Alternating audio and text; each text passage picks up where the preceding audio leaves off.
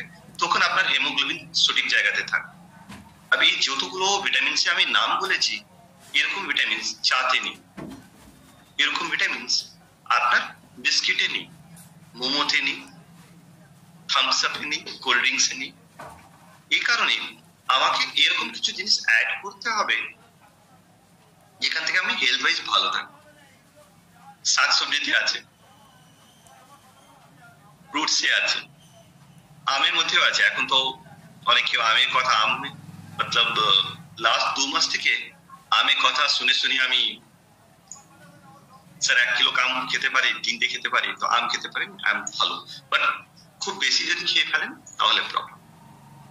আমের কথা আমি বলছি কেন কি একটু আগে আমাকে একজন কল করে আমের কথা জিজ্ঞাসা করেছে। তো আম খেতে পারেন, বাট এখন যে সাইজে আম আছে, যদি 3টে আর 4টে আম বানিয়ে হয়ে গেছে 1 কেজি, 1 কিলো খেয়ে খাবেন।